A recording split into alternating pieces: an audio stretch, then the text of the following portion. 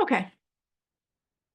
So let's just jump in and go ahead and get started. And if other people have agenda items, please feel free to add them because the one that I'm going to talk about is not going to take all that long.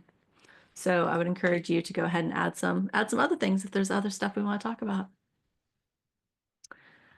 Um, so the practitioner guides is something that we've been working on for quite a while within the CHAOSS project.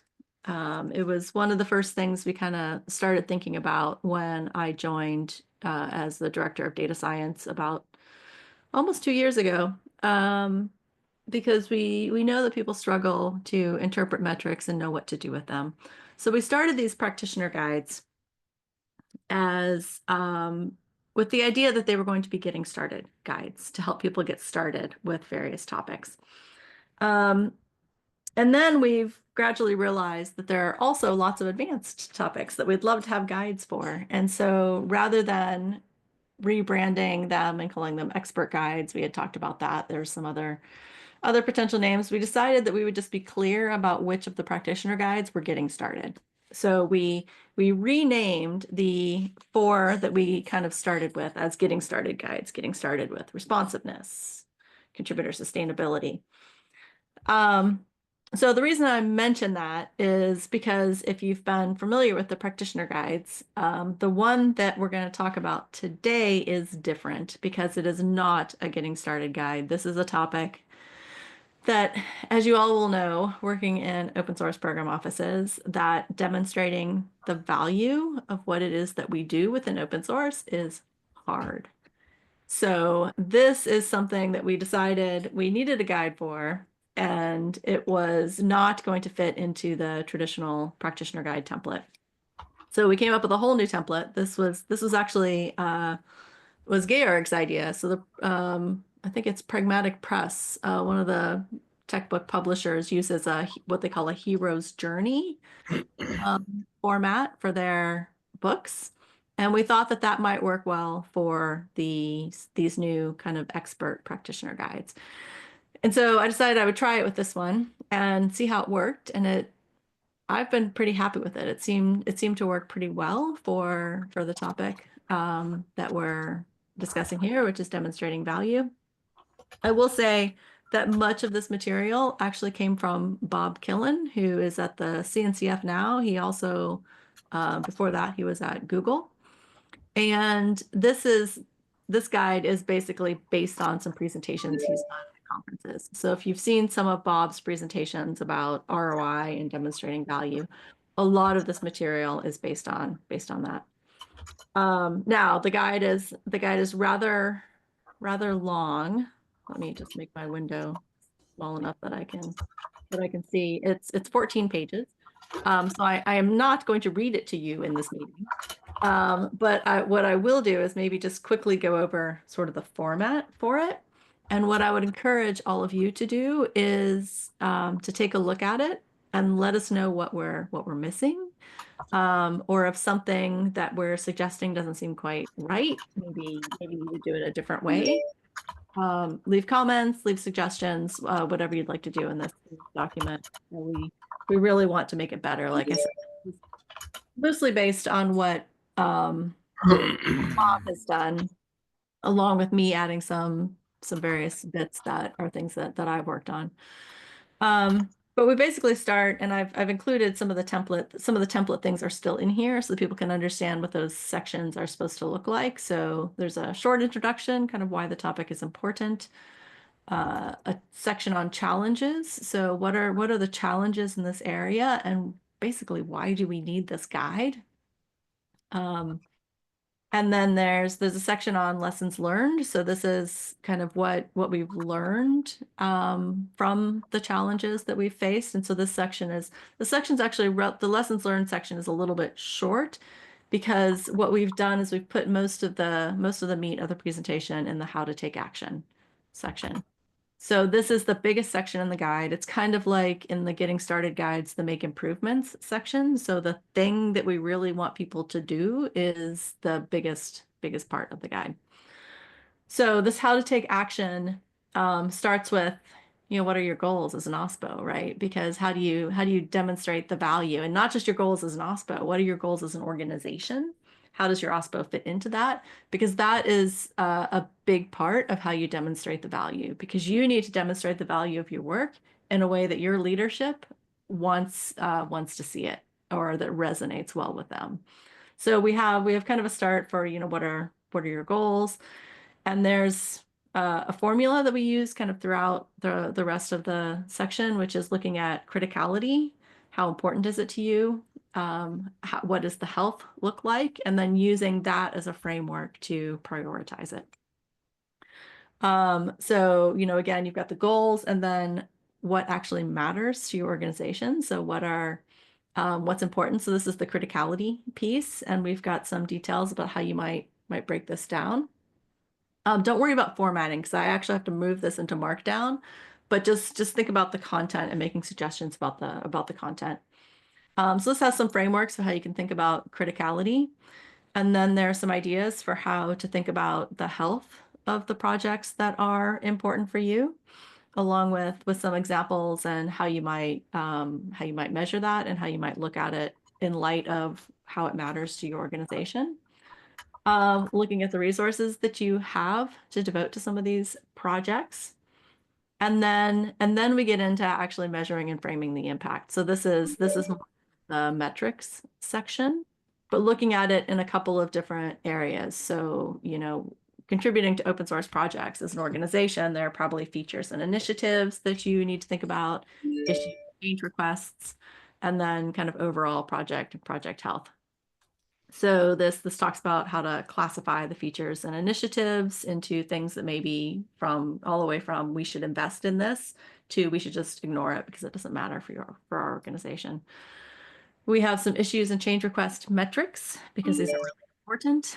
Um, some overall project health metrics because also important, including some things that you might not traditionally think of because people tend to think about the engineering bits of it, but there's also really important parts that aren't necessarily just contributing engineers to projects, like helping with things like triage and program management, documentation, and we have metrics around all of these. Communication and marketing, I think is one that is maybe underestimated the impact that you can have as an organization within projects. So again, we have some metrics here as well, events, and then we kind of pull it all together with a short conclusion. The caution and consideration, you can see I have something about something here. I haven't quite written that bit. If you have some cautions and considerations, feel free to add those. There's some additional reading, contributors, references. I would also say that if you comment and make suggestions, just add yourself to the contributors so that you get credit for that, because these are not meant to be Dawn writes all the guides. These are meant to be a collaborative effort between lots of people who can help us work on guides and make them better. Okay, so I've talked a lot. Any thoughts on this? Does this seem like it's going in the right direction? Are there any things that you can think of that are kind of immediately missing? What do people think? I came in late, so I wasn't able to see the first part, but the second part looks great. I'm excited to read through this and comment where I can. Awesome. Yeah, I'm really excited for your feedback as well, James, because I know this is something that you all have thought about quite a bit. Yeah, it is a. It keeps coming back around. Everyone wants to talk about it. They never seem to find the last time we talked about it, so it's always, always up top. Yeah, for sure. And this I feel like this topic is really important in particular right now, given, that we've been in kind of an economic downturn. Lots of companies have cut their OSPOs. They've, reduced resources around open source, and being able to better demonstrate the value of the work that we do and the work that our OSPOs in particular do, I think will help us, will help us keep our folks around and keep engaging in open source projects.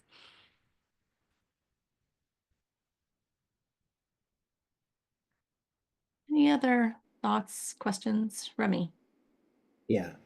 Number one, this is absolutely fantastic. I've seen this talked around a lot. And this is super comprehensive, and I think some of the best concise gathering of all of these different things that I've seen in one place after only having looked at it for like, a couple of minutes here. This is my first time. So I want to start by saying it's amazing, it's awesome, it's very good. I haven't seen anything better yet. So my next bit of feedback is that it's very much an OSPO style lens, right? Like this is the CHAOSS group. Like we're talking about it in the OSPO working group, but it does assume a very program management lens on like demonstrating the value. So it works for people like us, but it may not work as well for an individual project contributor or an individual project manager. So they would say, well, I don't have an OSPO or a program office, so making cases like this may not. It's like at that enterprise level, right? Which is cool. I think we need enterprise level guidance. So my second piece of feedback would be there's like chapters within this thing. Like some of these sections by themselves could be entire guides. Like there is so much wisdom packed into this thing that breaking it out into separate docs about like what are KPIs? What is ROI? What is value proposition? What is a tech radar? Like each of these things we can all take for granted because we speak them fluently, but like each one of those things is like a vocabulary word and a glossary item that deserves its own breakout section to like explain what those things are so that people can piece them back together. If I was coming at this brand new as someone who had never worked in an OSPO or never done like program management before, a lot of this would be like 400 and 500 level stuff, right? Like it's not a lot of 101 level stuff in here. Definitely written for like upper level courses, but that's cool. Like grad level stuff and enterprise level stuff is great. This is fantastically detailed and extremely valuable. I think it also needs like breaking down, thinking about it from different perspectives. I also don't see a lot of bottom up value definition either. Like there's not a lot of consideration about what is valuable from a community perspective, what is emergently valuable, having space for people within the community to raise what they think is important. Like a lot of this is saying, we think this is important. Like there's not a lot of that like human-centered design style, user research style, like emergent, like listening. This is a lot of telling and not a lot of listening, right? So putting more of like what do you think people are saying is valuable? How do you determine what is valuable based on what your people in your community are telling you is important? But, those are the things that come to my mind immediately. And I still think this is one of the best resources I have seen on the topic. And I can't wait to like really dive into this and figure out where we can learn from it and leverage it and contribute to it. This is just awesome work here. Awesome work. Yeah, thanks. And we can thank Bob because I was in his talk at KubeCon and then again at Linux Foundation Member Summit. And I know Bob quite well from Kubernetes and CNCF stuff, but I was like, we have got to turn this into some kind of a guide that is not just Bob doing presentations. So yeah, so the comprehensiveness of this comes from Bob. So just credit where credit's due. But yeah, um, this is written with the intention that it really is kind of scoped toward people working in organizations who are trying to justify it to their managers. So what I'm wondering is maybe we need to scope this better, explain in more detail what the scope is, and then maybe we could have other guides that are kind of some of these other perspectives that you were talking about, some of the bottoms up stuff, maybe demonstrating the value in different contexts. Because my fear is if I expand this to other perspectives, then it's going to be 30 pages long, and then nobody's going to read it. So I'm trying to think about how we can do that. So I'll think about that a little bit more. And And like I said, I would just encourage people to have a read through this. Let us know what you think. Leave some comments. Make suggestions. This is meant to be a doc that we can all work on together and make better. I follow Awesome. the do one thing and do it right, so I support multiple guides for multiple perspectives. Yeah, that's what I'm kind of thinking. But I realized that I didn't really scope the guide. Like I didn't, in my mind, this is who it was for people working in organizations who are demonstrating the value to their leadership. But I don't know that I actually said that anywhere. So I will work on that as well.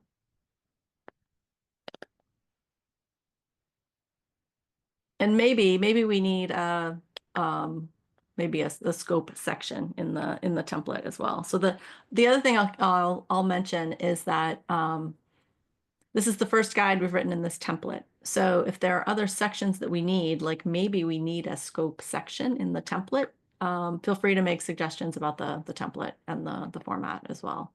Because the idea is that the idea was to come up with a format that was flexible enough that you could fit almost any topic into it. Taking our inspiration from like academic papers, they all have, an introduction, a literature review, a method section. There's like, these sections that are common to academic papers, and how could we come up with not those, but some common things that would work for lots of different topics, which is kind of how we ended up on this hero's journey format.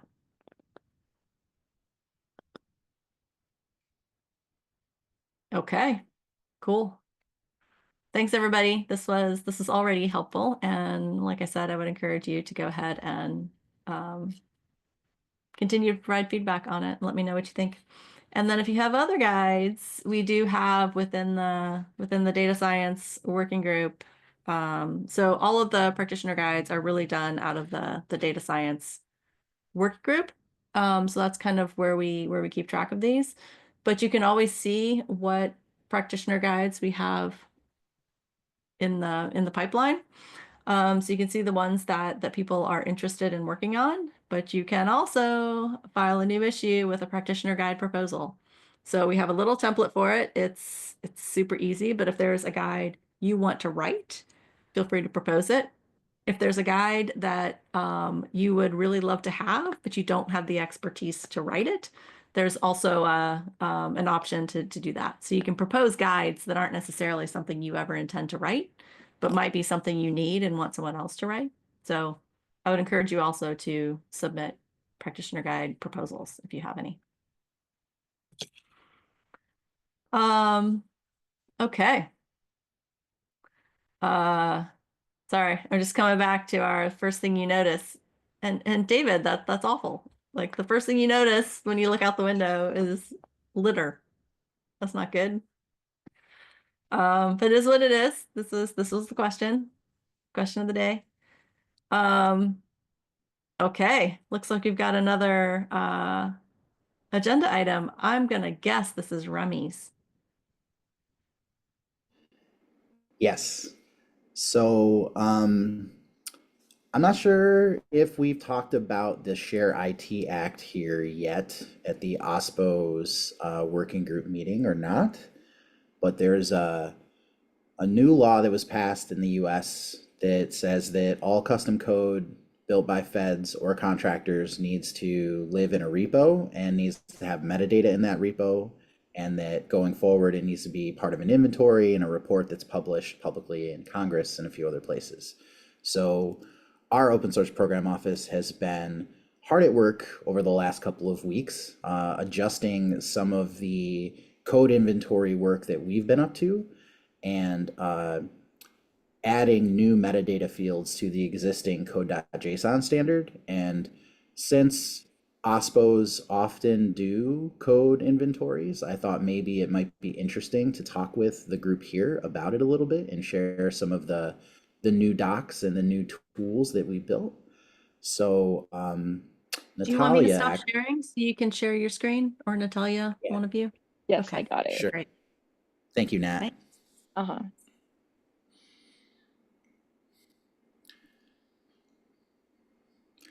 Okay. Cool. Yes, so we made some updates to our code.json metadata standard. So with the release of the Share IT Act, we also wanted this also gave us the opportunity to also incorporate other metadata standards into the existing one. So not only did we harmonize it with the Share IT Act, but we also included some of the fields from public code.yaml, which we learned about in the OSPOs for Good symposium that the UN hosted. And we are harmonizing that with the existing code.json standard, which was released in 2016 as part of the M1621 memo. And along with that, we have some metadata that the agency finds value in collecting. So so here's a table with all of the fields that we have in our metadata standard. And the emoji indicates which standard it's a part of. So the Share IT Act fields are noted with the document emoji or the scroll emoji. Yeah, so some things that the legislation requires is for us to report on the status of the project, how the project is, the usage permissions for the project, whether it's released open source or it'll be internal that's open for government-wide reuse, or if the repository should be exempt, whether it's through by law, national security, by the agency CIO, and more. And then it also requires the repository URL, how the repository will be maintained. And then over here is our list of CMS specific fields that kind of align with the work that we do in healthcare. And finally, the Share IT Act asks for metadata on the contract number and the contract associated with the project, how the project is reused across different agencies, and how it collects feedback. Okay, and I think that's all that I had on my end. Is there anything you'd like to show off for me? Yeah, there's one or two things we want to mention. So, having a metadata standard is great. In the developer experience spectrum, right? There's the telling people what they should do, helping them do it, and then automatically doing it. So we are doing our best to automate this work, and our team has prototyped and built out this automated code.json generator. It is so here's a form. So this is the sort of like enable people to do it themselves. So you can go through and fill out this web form, and it will allow you to generate your metadata file. And then at the end of it, there's a button so that you can save it locally and then have the user upload it manually to their repository. So that's good. It would be better if we could just check and see whether or not you have one of those files and then submit a pull request adding that file to your repository. So I'm trying to think if we have, usually Sachin is the one that helps to do this demo, but we do have a GitHub action now that will check repositories to see if something has a code.json metadata file and then submit a pull request adding it. And it can also check and see if it was missing and it's been updated. So yes, thank you, Nat. So here's an example of a project that did have a code.json file.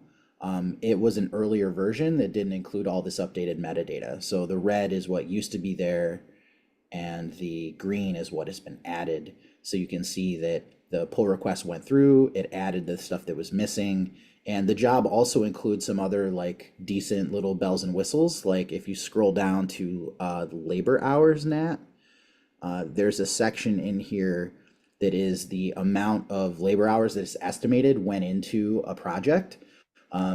This number is required by the code.json federal standard, but there's no guidance about how to generate it or what to put there. A lot of people just put 0 or a number or something. This GitHub action that we created shells out to SCC, which is a static code analyzer that will make an estimate using Kokomo 2 valuation modeling so that it will actually fill that in with something.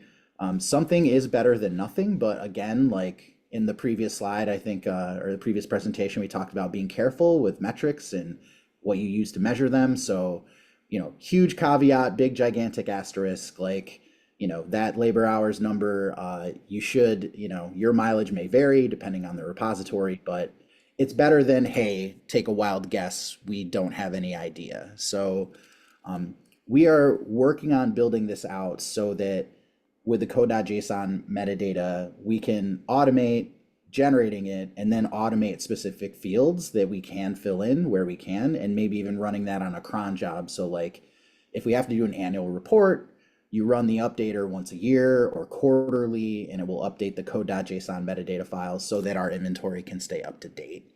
And along with this, there's an index generator that will look in all of the repositories for a code.json file and then generate a broad like inventory file that has all of the code.json for all the repos in one.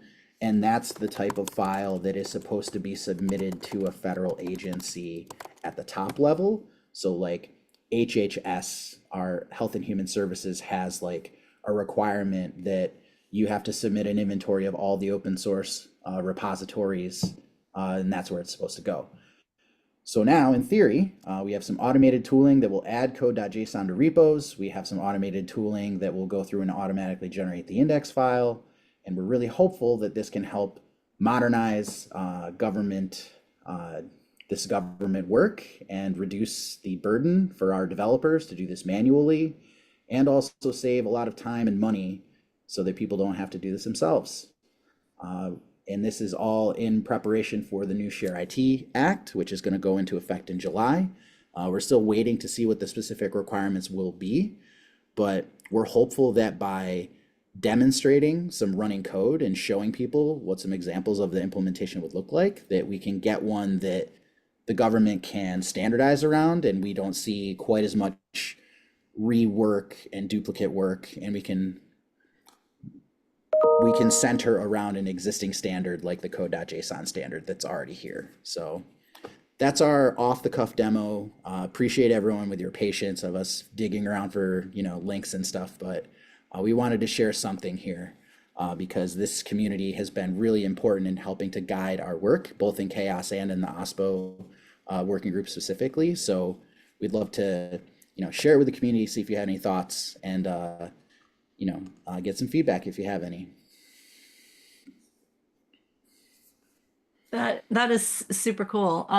I really like that you've automated pulling in some of the bits that people just don't know what to do with. Like you said, having something in there is better than them just making up a number or putting 0 in.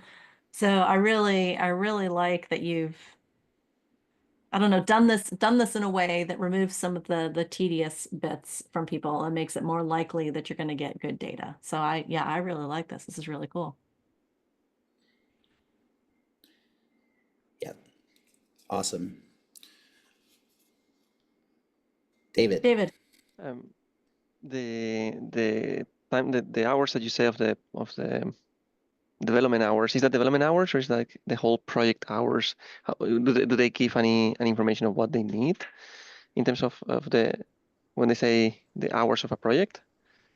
Yeah, so SCC is the tool. It's a command line tool. Kokomo models have been around since like the 80s probably. It's a pretty well understood like academic approach. There's been papers, there've been example implementations for a while, but more or less it's kind of a brute force algorithm.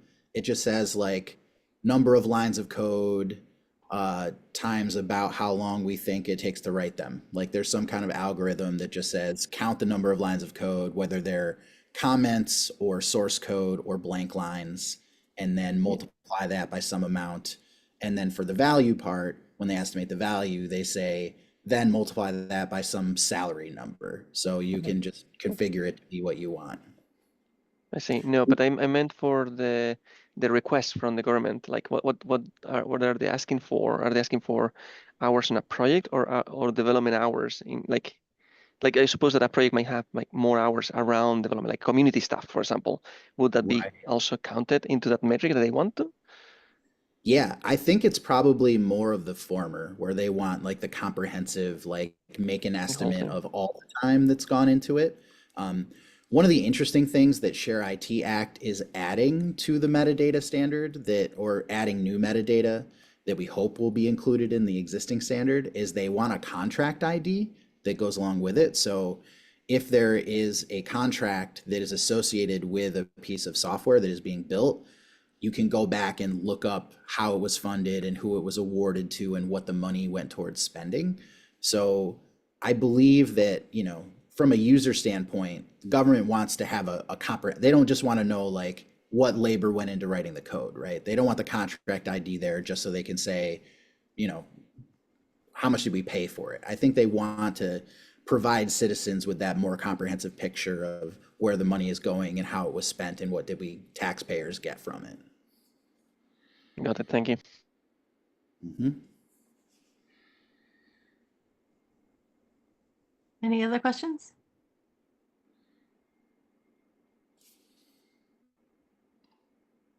Okay, thanks so much, Remy. This, like I said, this was super interesting. Thanks so much for the updates. We do have a few more minutes if anybody has any agenda items that you think of at the last minute while I go through a few reminders.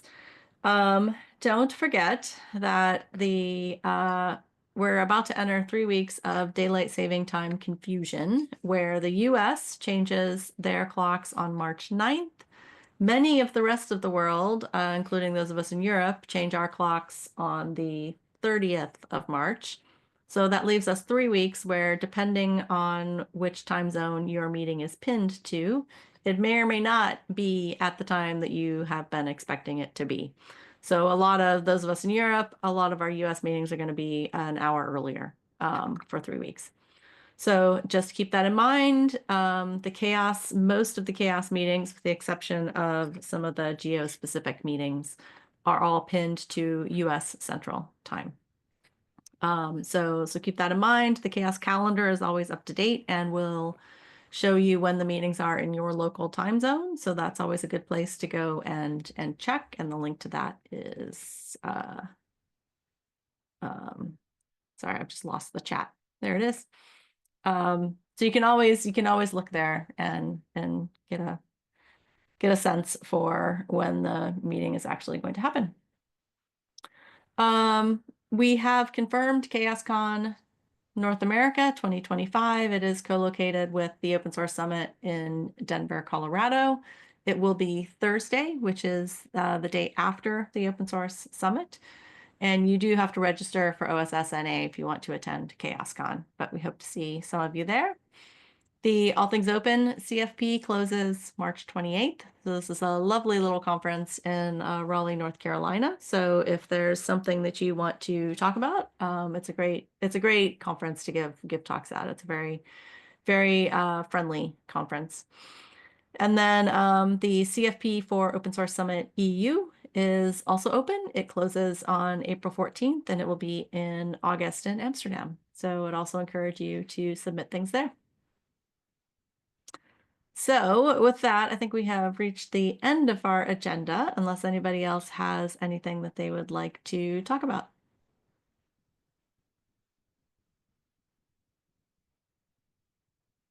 Dramatic pause. Oh, Remy. Just want to take a moment to recognize our meeting chair and say thank you for all of the moderating and editing and organizing work that you do to bring the community together. We super appreciate having an opportunity to engage with the OSPO working group, and we appreciate you, Dawn, for bringing us together. Aw, thanks. Gary is my co-chair, and he's usually better at this, but these last month or two, he's been distracted by day job stuff and has been unable to help facilitate. So I've been trying to step up where I can. But and thank you all for being here, because one of the things I love about this meeting is just I don't know, the sheer breadth of perspectives that we get. And so we've got people from very different types of OSPOs, we've got governments, we've got corporate, we've it's all over the board. So I really enjoy these meetings because I think we have really interesting conversations. So thank you all as well for coming. with that, now that I'm blushing and there are no more agenda items, we'll call it a day and we'll give you all 10 minutes back in your day. So thanks everybody for coming. Thank Bye. you. Bye bye. Bye everybody. Thank you.